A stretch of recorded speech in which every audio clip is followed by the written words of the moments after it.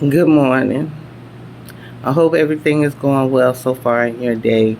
I feel like that I'm sent here to send a message. Um, have you ever been in a point or a situation where you feel like it's enough?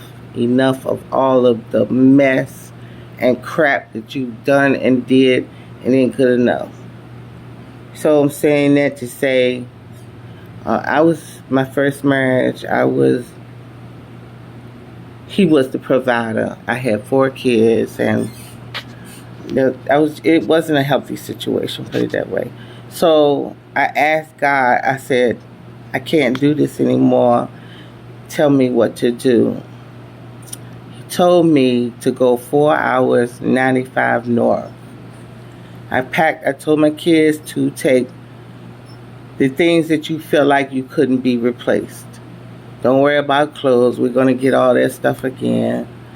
And so put it in trash bags. And my husband at the time said, "Where y'all going?" I said, "We're going to the laundromat." And we never came back. And we went 4 hours 95 north, which put me in Wilmington, Delaware. I didn't know what I was walking into, didn't know how I was going to make it. I had no money. I just knew that God told me to go. And I'm telling you, when you move on faith, it was a flawless transition. Um, I went down there and found with the social services building, found that first of all because I know I didn't have any money, so therefore I needed resources, I needed help. And they had a shelter that had 2 available rooms. So it was me and my 4 kids, 2 boys and 2 girls. This shelter had 2 rooms, one for my sons and one for myself. And it was like a house setting type shelter. Wasn't like the shelter that you think of or anything, and it was a true blessing in my life. And once I got there, I was met with all the resources I needed, and like going through the struggle trying to find housing and look for a job. That this shelter did everything I needed them to do. Like as far as we didn't need money for food or stuff like that, and they covered us. And we were down there for a while. I think I was down there like 4 months, and my kids asked to come back. Yeah.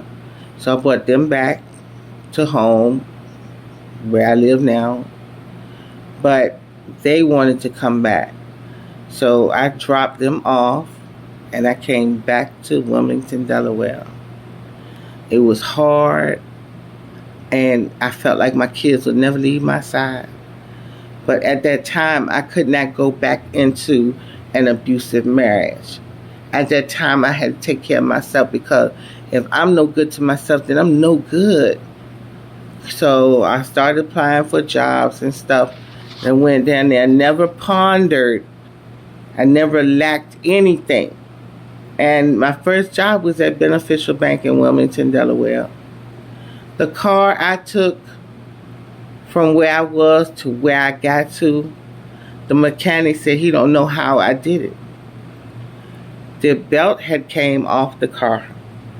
Mind you, this car took me all the way to Wilmington, stayed with me for a couple of months just to make provisions to take my kids back home to be where they wanted to be. And I drove back to Delaware. Didn't know anything about the belt being gone on the car, just gas and go. And I was like, I don't even know how I did it. I don't like to drive on the highway. And I did 4 hours 95 north on the highway. So saying this to say, when God tells you to do a thing that you asked him for a way of escape, be obedient and do what he asks you to do, knowing that the situation that you're going from is taking you to a better situation or where you need to be. It was a life transforming situation for me. I was a house homemaker. I stayed at home, took care of 4 kids, and raised them and did my kids. I left. My oldest one was 13, and I had 2 up and a set of twins and another. I had 4 kids, like stepping stones. I didn't know, but I know when God said go, I had to go. And every storm in my life that I've been through, and I give the situation to God, He always gives you instructions where to go and what to do. And I just want to say and encourage you, move when the Spirit says move. When you utter a thing, know that He's going to make it happen for you. No, use your faith and be faithful. It's time to go. It's time to go. Don't worry about material things. Don't worry about anything. Just go, because if you're going to worry, why pray? And if you're going to pray, don't worry.